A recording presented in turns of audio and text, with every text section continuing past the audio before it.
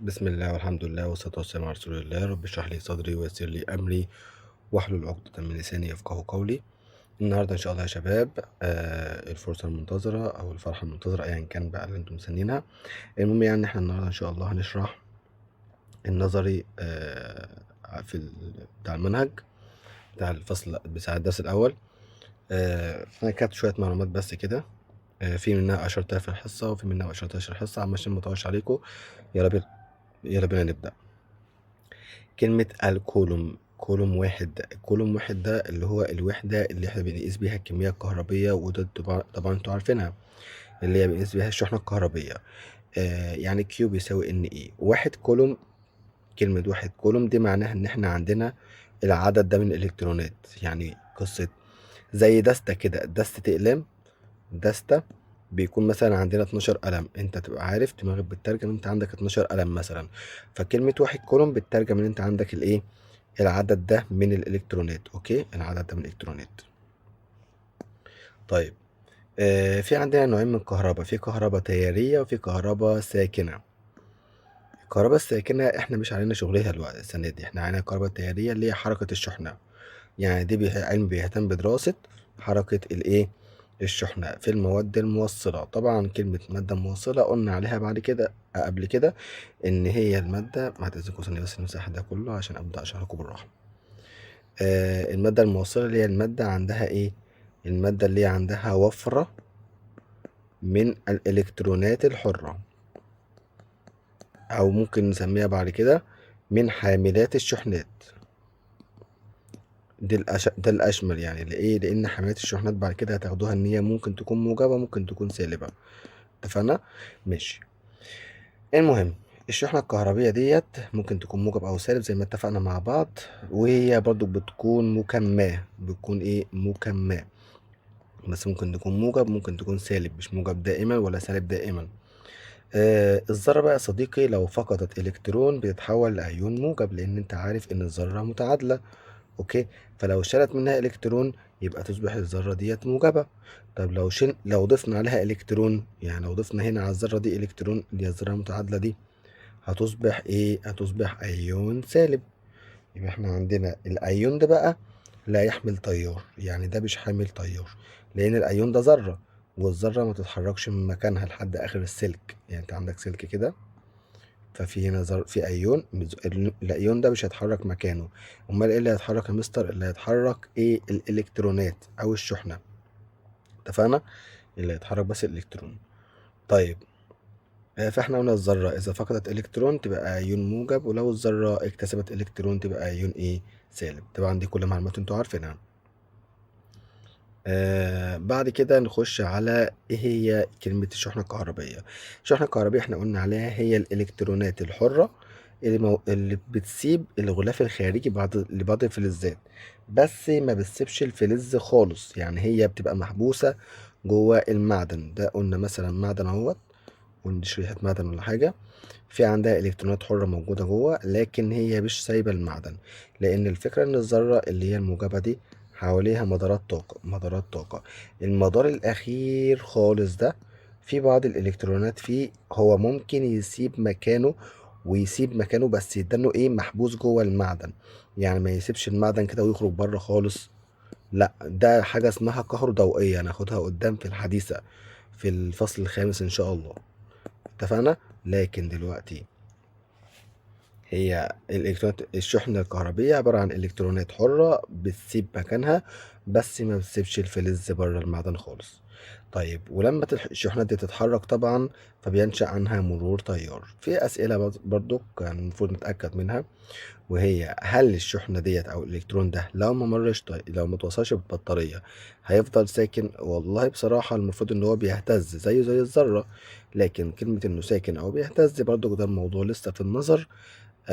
نتأكد منه ونقول لكم إن شاء الله. طيب، الإلكترونات لا تستطيع الحركة بمفردها، ولكن تحتاج إلى مصدر إيه؟ طاقة. ومصدر الطاقة ده اللي هو بطارية. مصدر الطاقة ده اللي هو إيه؟ بطارية. يبقى البطارية مصدر طاقة فقط، بس مش مصدر إلكترونات. مش مصدر إيه؟ إلكترونات، يعني مش مصدر شحنة. طيب، تاني حاجة يا أصدقائي وهي المادة الموصلة دي. المادة الموصلة دي زي ايه؟ زي النحاس، زي الحديد، زي الألمنيوم، أي مادة عندها إلكترونات حرة، يعني مادة عندها وفرة من الإلكترونات الحرة.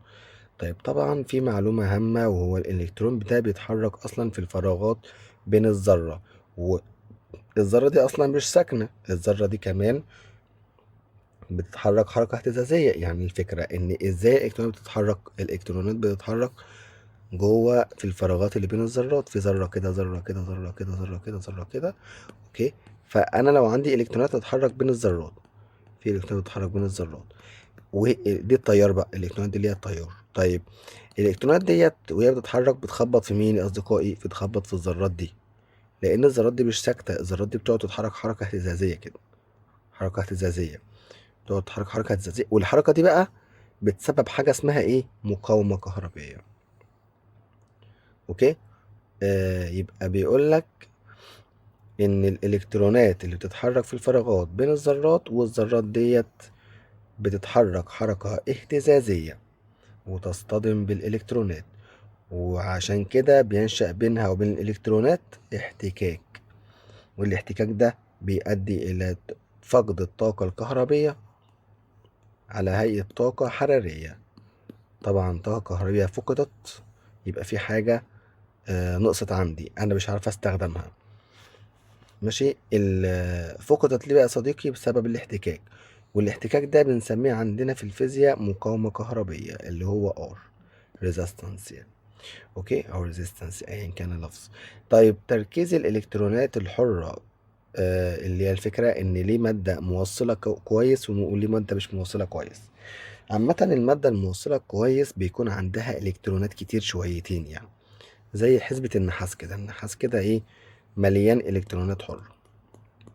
ماشي، لو قارناه مثلا بالحديد، لا هو اكتر شوية. ماشي، فتركيز الالكترونات الحرة كل لما يزيد بتزيد قدرة المعدن على التوصيل، وتزداد حاجة اسمها التوصيلية الكهربية اللي هي رمزها سيجما. يبقى التوصيلية الكهربية معناها ان المعدن او المادة دي عندها قدرة عالية على التركيز، ملهاش علاقة بالبطارية، ملهاش علاقة بأي حاجة خالص خالص خالص خالص. هي بتعتمد على نوع المعدن، المادة يعني، وبتعتمد على درجة الحرارة فقط. اوكي، نوع المادة ودرجة الحرارة فقط، يا ريت كل كلمة بقولها تتكتب. طيب السيجما بتساوي 1/ρe، اللي هي ده القانون الأساسي بتاعها. ولو حبينا نرسم علاقة بيانية بتاعتهم، هقول علاقة بين الرؤي مثلا هنا وواحد مثلا على السيجما، أو أيا كان، هيبقى علاقة كده، والزاوية هنا ب45.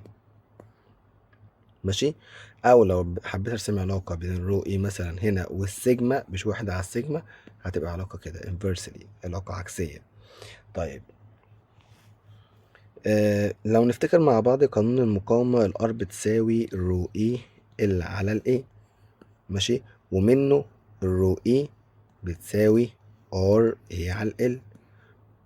يبقى اذا من ده يعني السيجما بيساوي ال على ار اي، ومع ذلك السيجما ما بتعتمدش على ال ولا بتعتمد على الار او الاي، ملهاش علاقة بيهم اصلا. اتفقنا؟ طيب في حاجة عندي جديدة اسمها تركيز الإلكترونات الحرة كحساباتها، يعني لأن احنا قلنا كل ما التركيز زاد التوصيلية زادت. ازاي احسب التركيز ده؟ قال التركيز ده معناه ان فيك عدد كتير ولا صغير، يعني ده معنى التركيز. مركزة يعني مليانة، موجودة في ايه؟ في وحدة الحجوم. التركيز طبعا ده رمز التركيز، اهو ده التركيز، رمزه ان سمول كده. بيساوي العدد الموجود لكل حجم، بس هو ده قانونها عامة. جه منين القانون دوت؟ لو حد مهتم يعرف جه منين، يبقى اسألني في الدرس بقى، عشان ما كترش وقت الفيديو وحسس ناس ان في حاجة كتير قوي. تالت حاجة يا اصدقائي، هناخد حاجة اسمها التيار الكهربي، وده معناه او تعريفه في الكتاب هو تيار يبقى فيض، وفرة كتير جدا من الشحنة الكهربية. احنا بنتكلم عن التيار الكهربي، تسري خلال موصل. ماشي، هو اكيد مش هيمشي في اي حاجة غير موصل يعني.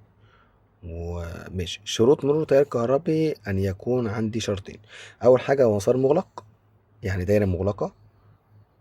وبطارية كده ودايرة مغلقة ما ينفعش يكون دايرة مفتوحة. بديهي يعني، ما ينفعش يروح مثلا كده ويرجع تاني، لا. اتفقنا؟ يبقى وجود مسار ايه؟ مغلق. تاني حاجة وجود مصدر يحرك التيار. طيب اللهم صل على محمد عليه السلام. الشحنة الكهربية اللي احنا اتفقنا عليها ممكن تكون موجب وممكن تكون ايه يا اصدقائي؟ سالب. بيتحرك في حاجة اسمها مجال كهربي. المجال الكهربي لسه هشرحه قدام، هو مجال من الموجب للسالب. ازاي؟ هو دي مقاومة، نخش اهو المجال الكهربي اهو. المجال الكهربي ده، معلش هو الترتيب ما كانش مظبوط لان كنت بكتب صفحات في اوقات مختلفة، فعلى حسب الوحي ما كان بيجي. المهم المجال الكهربي اللي هو اتجاهه من الموجب للسالب، ماشي، رمزه ايه؟ ماشي. كلمة مجال أصلا هو منطقة محيطة بالمؤثر اللي هو الجسم، بالمؤثر، وتظهر فيها آثار قوته. يعني لو تخيلنا إن حضرتك واقف كده، ده راسك يعني، وأنت فاتت دراعاتك كده، ماشي، وعمال تلف تلف تلف تلف تلف تلف داير داير داير. أوكي، فوأنت بتلف كده يا صديقي، معلش الرسمة راحت، وأنت بتلف كده بتحرك الهواء حوالين منك. فأنا لو حطيت ورقة أو أيا كان في المجال الهوا ده، هتأثر بقوتك أنت، الورقة هتتحرك معايا. يبقى المكان اللي هو مثلا على مدار 10 سنتي منك كده مثلا ولا حاجة، ال10 سنتي دول فيهم هوا جاي من حركتك أنت. يبقى ال10 سنتي دول بنسميهم إيه؟ بنسميهم مجالك. بنسميهم إيه؟ مجالك. يبقى المجال هو المنطقة المحيطة بالمؤثر، أيا كان بقى المؤثر ده مين، وتظهر في هذه المنطقة آثار قوته. يعني بيعرف يأثر على حاجة حواليه. طب ايه حوار المجال الكهربي ده؟ قال لي عشان تفهم المجال الكهربي فلازم تفهم هو ايه الشحنة الموجب وليه الشحنة السالب، وليه هما اصلا بينجذبوا لبعض. قال لي الشحنة الموجب عندها مجال كهربي دايما دايما كده خارج منها خارج منها، ده اتجاهه. وطبعا عندنا في الفيزياء النظرية بيقول انه بيمتد لما لا نهاية، ولكن ده غلط يعني. هو يعني ليه مجال معين. طب والشحنة السالب عندها مجالات داخلة، هو مجالها كده داخل. ليه؟ ما تسألش كتير، هو احفظ وخلاص، لطيف قوي انه مجالها داخل. طيب فالمجال الموجب بيلاقي اتجاه عند السالب، فبيعرف يكمل طريقه ويخش عادي جدا، وده سبب الانجذاب. طيب لو احنا جبنا شحنة موجبة فيها اصلا مجال خارج، اوكي، وجبنا شحنة تانية موجبة برضو مجالها خارج، ما هو مجالها خارج غصب عني وعنها، فمش هينفع ينجذبوا لبعض. ليه مش هينفع ينجذبوا لبعض؟ لان ده هيخش فين؟ هو دي مجالها بيخرج ما بيخشش. ونفس النظام لو جبنا شحنة سالبة وشحنة سالبة برضو نفس المنطق، مش هينجذبوا لبعض. مش هينجذبوا عشان شبه بعض، لا، عشان مجالهم مش متوافق. لكن موجب وموجب، شحنة موجبة وشحنة سالبة هينجذبوا لبعض. فهمنا يعني ايه مجال كهربي ولا لا؟ يعني شوية، تمام. المهم، فحضرتك لو انت عندك الكترون، يعني بص كده على الرسمه دي كده، ماشي، انا راسم لك ايه؟ راسم لك مجال كهربي هنا كده ومجال كهربي هنا كده. فالمجال الكهربي اللي هو الموجب ده، اتجاه المجال الكهربي من الموجب للسالب.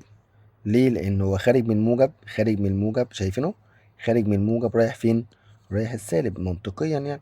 فاتجاه المجال الكهربي من موجب للسالب، اتجاه المجال اهو، ماشي كده. طيب لو انت عندك شحنة سالبة هتتحرك ناحية الموجب، يعني هي بالنسبة لي مع المجال ولا عكسه؟ عكس المجال، يبقى الشحنة السالبة تتحرك عكس المجال. طيب لو عندي شحنة موجبة، قال لي ما هو المجال اتجاهه من الموجب للسالب، والشحنة الموجبة أصلا معروف عنها اللي هي ديت بتتحرك ناحية السالب، يعني بتتحرك مع المجال ولا عكسه؟ بتتحرك معاه، يبقى الشحنة الموجبة تتحرك مع المجال. يبقى انت عندك في الكترونات اهي، ماشي، الالكترون بيتحرك كده عند الموجب، اوكي، بيتحرك عند الايه؟ الموجب. ده اسمها بتتحرك بسرعة معينة بنسميها عندنا سرعة انجرافية. سرعة ايه؟ انجرافية، بالمتر على الثانية يعني، عشان بس الناس اسمها سرعة وخلاص، لكن سيبك من اللفظ العلمي. المهم انها سرعة عادية خالص، اسمها سرعة الالكترون اللي هو اتجاهه يعني. وطبعا ديت عكس اتجاه الايه؟ عكس اتجاه المجال. منطقي، احنا لسه قايلين الكلام ده، ان الشحنة السالبة اللي هو الالكترون بيتحرك عكس المجال، والشحنة الموجبة بيتحرك مع المجال.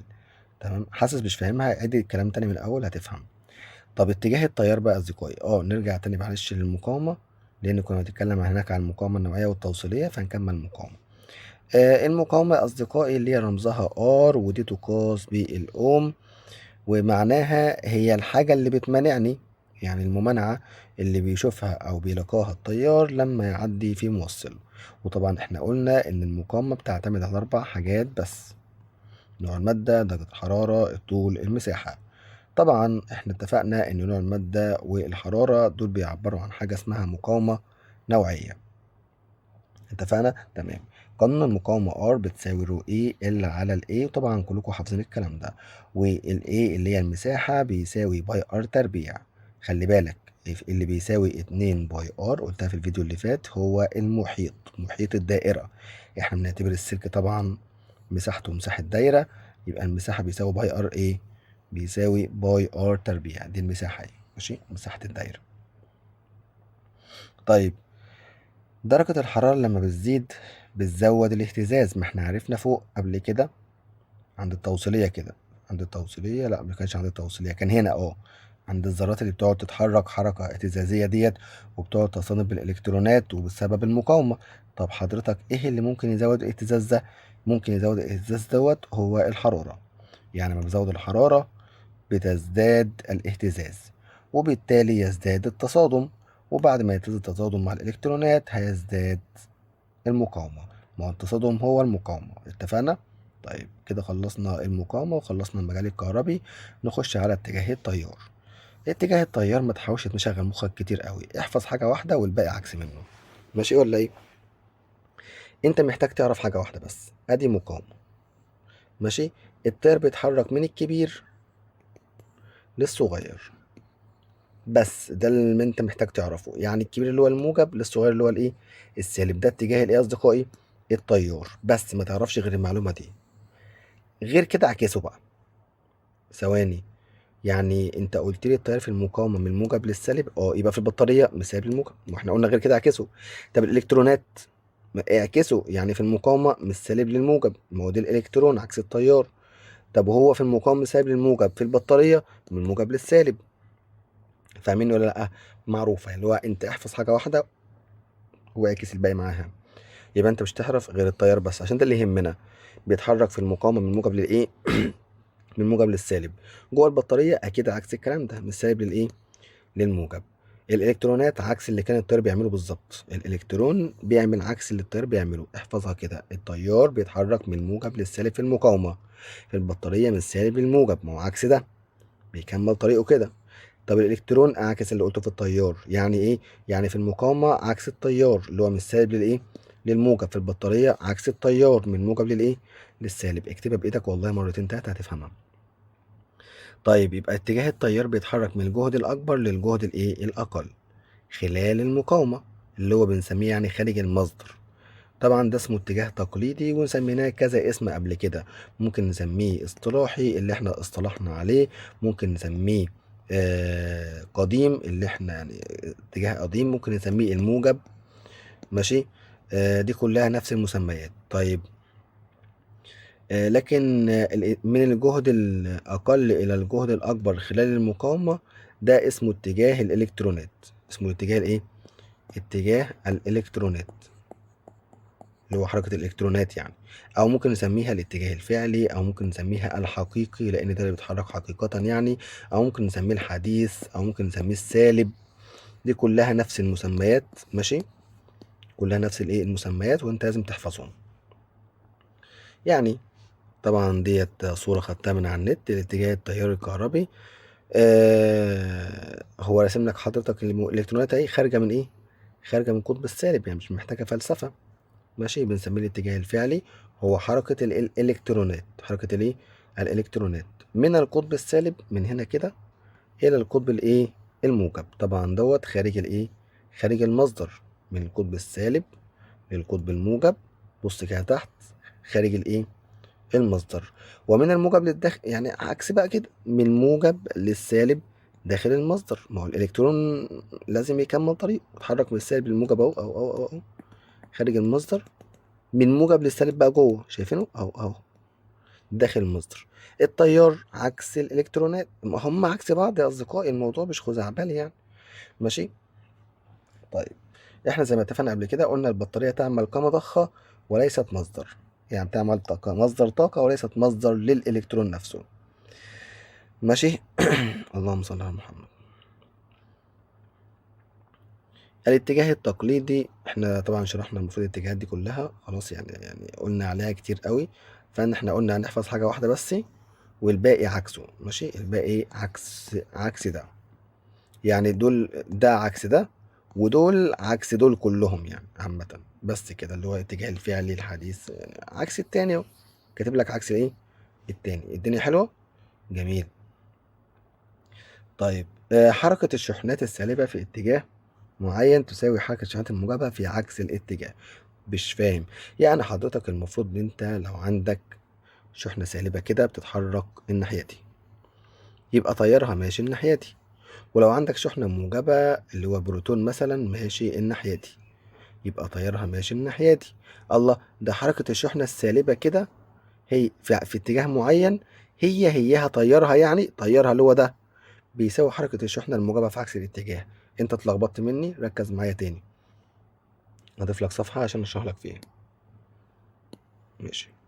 تاني، احنا قلنا حركة الشحنة السالبة في اتجاه معين بينشأ عنها تيار كده. طب حركة شحنة موجبة في عكس الاتجاه السالب دي بينشأ عنها تيار كده. ما احنا التيار عكس السالب ومع الموجب. نرسمها بقلم، ادي السالبة اهي ماشية كده. ماشي، تيارها ماشي ازاي اهو. وادي الشحنة الموجبة اهي ماشية كده، تيارها ماشي ازاي اهو.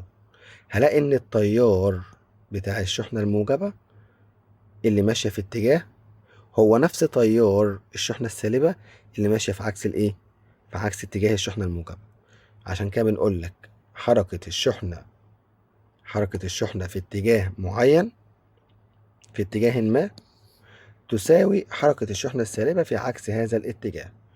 خلي بالك معلومة تانية، إن شحنة الإلكترون هو نفس شحنة البروتون، وليهم نفس الرقم 1.6 في 10⁻19. في سؤال طبعا واجه الناس والمفروض إنها حلته، بس كتلة البروتون غير كتلة الإلكترون. بصراحة مش متذكر كتلة البروتون كانت بكام، لكن كتلة الإلكترون مهمة عندنا في المنهج وهنحفظها. ام الكترون بيساوي 9.1 في 10⁻31. كده كده ده هنحتاجه في الحديث، مش هنحتاجه دلوقتي يعني. طيب تعريفات تانية زي شدة التيار الكهربي غير التيار الكهربي. شدة اللي هو كام كيو في زمن قد ايه، ده معناه يعني هو شدة التيار الناتج عن مرور كمية بمعدل كولوم كل ثانية. يعني كام كيو في كام زمن في كام ثانية، بس ده معنى كلمة شدة عالية ولا قليلة. عدى كيو كتير في وقت قليل يبقى شدة عالية. طيب تعريف الكولوم هو كمية الشحنة، الكولوم هو الكيو التي عند مرورها في موصل في زمن قدر واحد ثانية ينتج عنها تيار 1 أمبير. طب ازاي اعرف أي وحدة؟ قال لي بصراحة لو انت عند حضرتك مثلا قانون زي الاي اللي فوق ده بيساوي كيو على التي، فالاي ده وحدة قياسه أمبير. انا عاوز اعرف الأمبير، هقول لك خلاص الواحد أمبير هو، اعرف الأمبير هو شدة التيار، يبقى الأمبير هو شدة التيار. لما ده واحد وده واحد يبقى 1 أمبير. لما يكونوا دول زي بعض بشرط واحد واحد، ممكن ده 5 وده 5، ده 4 وده 4، يبقى الأمبير هو شدة التيار الناتج من مرور شحنة في زمن. صيغة انت بقى يعني بكيفك. يبقى الأمبير هو شدة التيار، اتفقنا، عندما يمر كيو في زمن 1 ثانية. بس طب أعرف الكولوم هو كمية الشحنة عندما يمر تيار 1 أمبير خلال زمن 1 ثانية. بس كده. سهلة قصدي ايه؟ سهلة ولا ايه؟ بس يعني ازاي اعرف اي وحدة بقى في المنهج؟ يعني اي وحدة بقوم كاتب القانون بتاعها وابدا اقول كذا هو كذا، لما ابدا اصيغها بقى صيغة عربية، هو كذا لما يمر كذا في كذا وخلاص. الدنيا حلوة خالص اهي، على حسب بقى عشان ما اقعدش يعني ازود عليكم اللود فتحس ان الموضوع صعب. بعد كده القوانين، طبعا القوانين دي قلناها قبل كده كتير قوي، اللي هو الاي بيساوي كيو على تي اللي هي كميه الشحنه على الزمن، وبيساوي كيو في على 2 باي ار، وبيساوي الاف في الكيو. واحنا طبعا قلنا ان الفي دي اسمها ايه، سرعه خطيه. ماشي. وقلنا الاف دي اللي هي التردد، والتردد ده بيساوي عدد الدورات على الزمن بالثانية، او برضو بيساوي حاجة تانية اكتبها عندك، واحد على الزمن الدوري، مش هنحتاج ده قوي بس يعني اعرفها. تمام. والار دي نصف قطر بشر قطر، القطر اللي هو الدايمتر بيساوي 2 ار، فما يقول لك في المسألة قطر فانت بتاخد نصه عشان لو هتعوض بيه يعني. وطبعا كل حاجة بالمتر يعني وحدة دولية. كيو على تي دي يا صديقي بنسميها معدل. يعني بص، اي حاجة على الزمن معدل. يعني كوسة معدل الكوسة، يبقى انت هتقول لي كوسة على الايه، كوسة على الزمن، معروفة يعني. اي كلمة معدل في الدنيا الحاجة دي على الزمن. فمعدل مرور الشحنة يبقى كولوم على الثانية اللي هو كيو على تي. طب معدل مرور الكترونات اللي هو العدد يعني، يبقى العدد على الزمن. طب معدل اي حاجة يبقى الحاجة على الزمن. اتفقنا ولا لا؟ طيب، في قانون جديد للتيار ما شفتلوش غير مسألة واحدة لحد دلوقتي. القانون بيقول لك الاي بيساوي ان اي اي، ان اي في اي، اللي هو بنسميه كلمة نيفا. كلمة ايه؟ نيفا. طبعا القانون ده الاستنتاج وهو مش مهم ليك يعني، انت حافظ القانون خلاص، ولكن برضو اللي عنده فضول الاستنتاجه انا معنايا ليه بقى هستنتجه له، بس مش في الفيديو ده عشان يعني ما نضيعش وقت الناس. فاحنا قلنا ال N هو الكثافة العددية للإلكترونات، اللي هي عدد الإلكترونات في وحدة الحجوم، اللي شرحناها فوق قبل كده لو فاكرينها. شرحناها فوق كان في حتة كده صغننة لوحدها كده، أيوة أهي، شرحناها قبل كده ماشي. طيب نرجع لمرجانة عشان احنا كده طولنا عليكم. ماشي يا أصدقائي. والإيه شحنة الإلكترون انتوا عارفينها، وده انتوا عارفينه، والفي احنا قلنا اسمها السرعة، سيبك من الإنجرافية، اسمها السرعة وخلاص. ماشي. طيب دي شوية رسم بياني كده بصمجيشن، ولكن احنا كده كده هنشرح رسم بياني في حصتنا. هو بس اللي عاوزك تعرفه ان الاي ثابت بمرور الزمن، لان احنا بنتكلم على التيار المستمر اللي هو اسمه دي سي، دايركت دي سي. اوكي، لكن احنا عندنا في اتجاه تاني اللي هو تيار متردد كده. ما بقاش انجليزي هنا، احنا بنتكلم بالعربي، صح ولا ايه؟ طيب،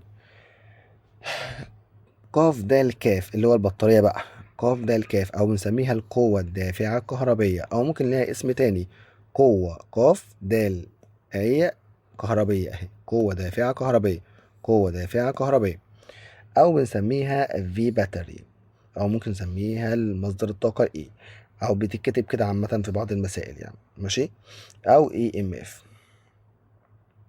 طيب، تقدر بالشغل الكلي، الشغل الكلي المبذول لنقل شحنة كهربية خلال الدايرة كلها، ده اسمها قاف دال كاف.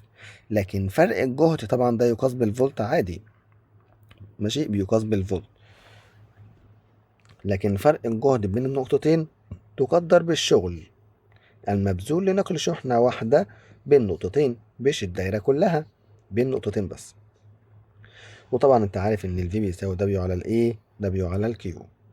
طب تعرف الفولت؟ عينيا، الفولت هو فرق الجهد عندما يبذل شغلا 1 جولا لنقل شحنة كهربية 1 كولوم، بس كده. بص، أو هو الشغل المبذول أو الناتج أو المبذول عن نقل شحنة كهربية 1 كولوم يساوي 1 جول، أيا كان اللفظ أنت هتقوله. طبعا أكيد محتاج رأيكم في الرسمة ديت ماشي. طيب، قانون أوم نصه في الكتاب بيقول لك عند ثبوت درجة الحرارة فإن شدة التيار تتناسب عكسيا، تتناسب طرديا مع فرق الجهد. الاي طردي مع الفي، ماشي. اللهم صل على محمد. عند ثبوت الايه، عند ثبوت الحرارة اللي هي عند ثبوت المقاومة يعني الفي بيساوي الاي في الار. ده اسمه قانون اوم ماشي، وده النص اللي موجود في الكتاب. ماشي، خلي بالك ان احنا قلنا الار لا تعتمد على الفي والاي، ودي قلنا عليها كتير قوي. يعني الار تؤثر في الفي والاي ولا تتأثر بهما. تاني حاجة ان الاي يتناسب عكسي مع الار عند ثبوت الفي، عند ثبوت الايه، الفي. والفي يتناسب طردي مع الار عند ثبوت الاي. انا حاسس ان انت ممكن تكون بتقول كلام وحش في سرك، ولكن ده كله هتفهمه قوي ما تتعمق في المنهج يعني، هتضحك على نفسك جامد ماشي. فالقوانين دي كده اظن انها مش قوانين، هو قانون واحد بس يعني، لو انت ركزت هنا وهنا هتضحك على نفسك برضو.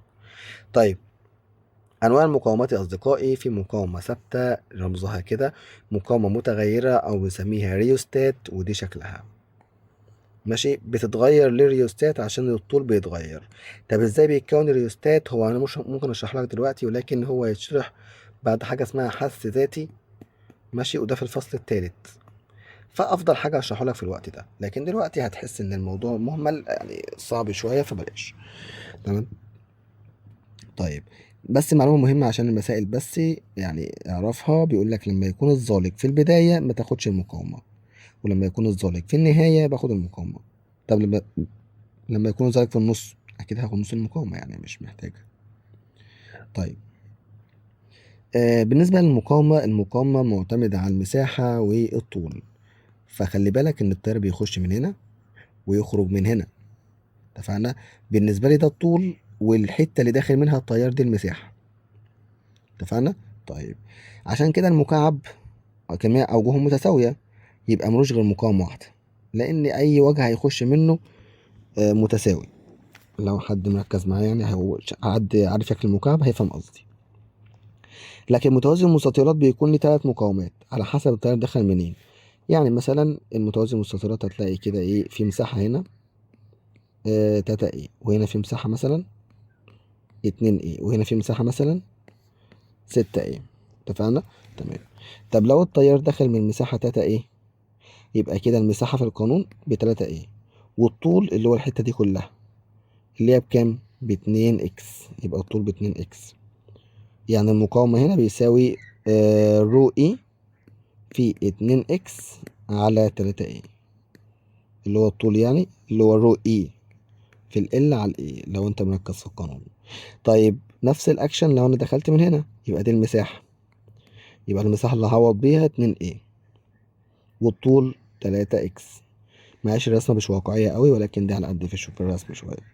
نفس النظام لو دخلت من فوق، يبقى المساحة دي كلها والطول الحتة الصغننة دي. هتلاقي أسئلة بيجيب لك من النوع ده يعني. خلاص تمام. طبعا دي القوانين اللي احنا بنكملها وقلناها قبل كده فوق.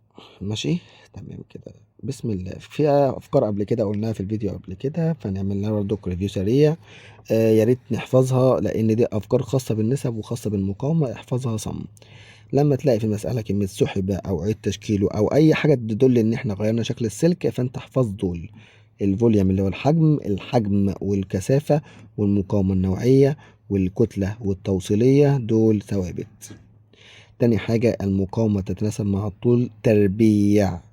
ليه؟ إحنا أثبتناها، فلو حابب أثبتها لك اسألني وأنا هقولك.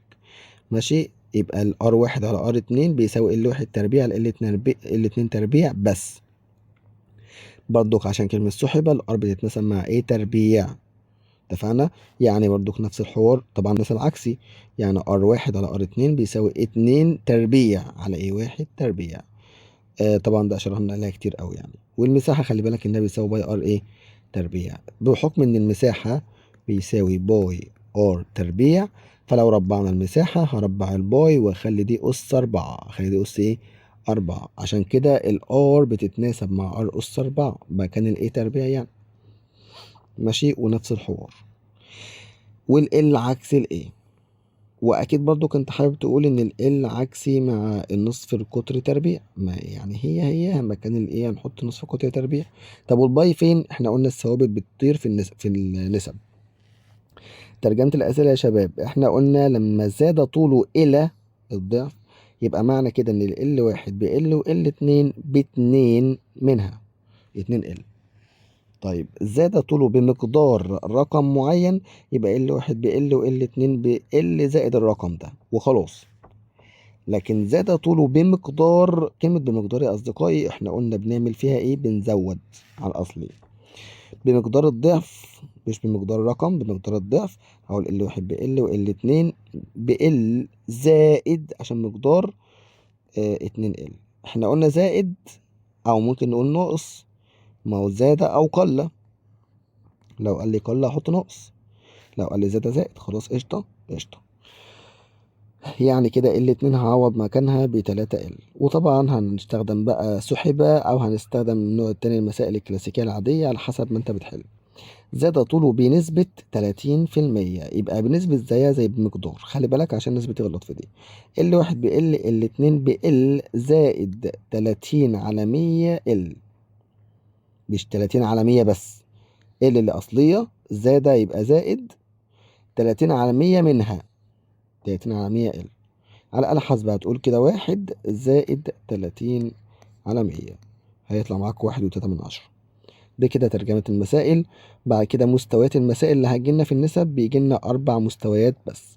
الناس اللي مش مركزة تركز فيهم تاني عشان ايه، بتغلط فيهم كتير. أول ما يطلب مني في السؤال أوجد النسبة بين R1 على R2، يبقى كده يقصد يقول لك إن أنا عاوز ليفل 1.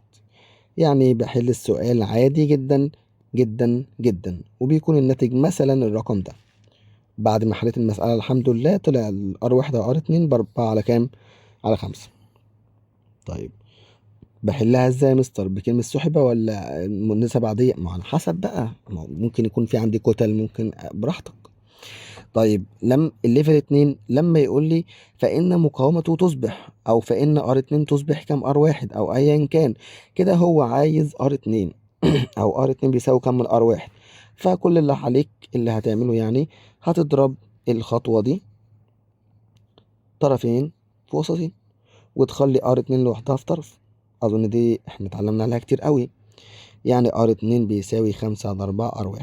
وعشان برضه أفهمك حاجة بسيطة، لو ال R2 دي في المقام زي ما انت بتتعود تكتبها مثلا، بتقلب ده وتضربه هنا، يعني تقلب ده وتضربه هنا، يعني الدنيا حلوة قوي. طيب ليفل 3، فإن مقاومته تزداد بمقدار، أو يقول لي فإن مقدار التغير في المقاومة أيا كان اللي هو عبر بيه، يقصد يقول لك أنا عايز أحسب دلتا R. فأي مقدار تغير في الدنيا اسمه دلتا R.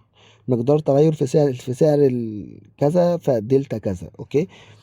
فأي حاجة في تغير في الدنيا اسمها دلتا R. أي تغير حالة تانية ناقص حالة أولى، معروفة. أي تغير حالة تانية ناقص حلقة أولى، هتقابلنا في المنهج كتير قوي عامة، فعشان ما نقعدش نشرحها كتير. R2 بكام؟ R2 ب5/4. ادي 5/4 من R1 ناقص الحالة الأولى اللي هي R1، ادي ناقص اهي. هيطلع مثلا تقريبا ربع أو أيا كان، أنا حاسبها بمخي، يعني ممكن يكون مخي كذاب. فالمهم إن احنا كده حسبنا ليفل 3. ليفل 4 في المسألة أنا عاوز فإن نسبة التغير في المقاومة. نسبة التغير في المقاومة هقول المقدار التغير في 100، يعني الرقم اللي احنا طلعناه ده هضربه في 100 بس كده. أنواع الجهود يا أصدقائي، ده شكل البطارية، الكبير ده هو الموجب والصغير ده هو السالب. الحتة اللي شكلها كده اسمها جهد أرض، وده بيساوي 0. عرفناها؟ لطيف قوي.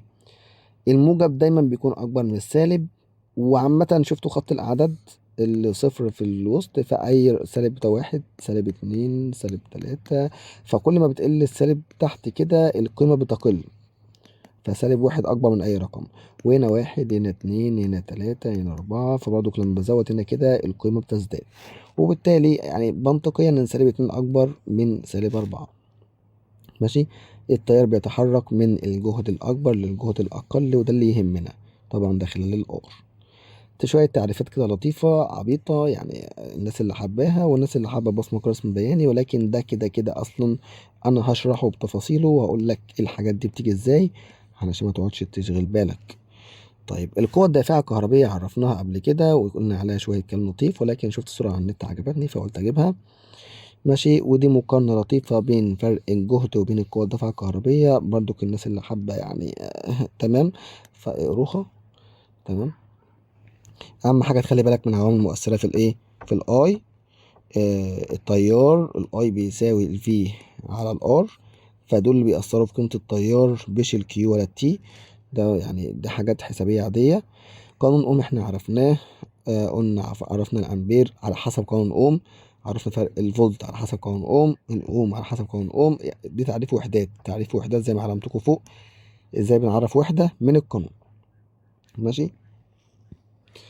تعريف المقاومة من قانون أوم، مش الممانعة التي يلقاها التيار، لا هي من قانون أوم. خلاص. احنا قلنا المقاومة لا تتوقف على فرق الجهد ولا التيار، بل تتوقف على الطول والمساحة ونوع المادة والحرارة. سبحانك اللهم وبحمدك، أشهد أن لا إله إلا أنت، أستغفرك وأتوب إليك.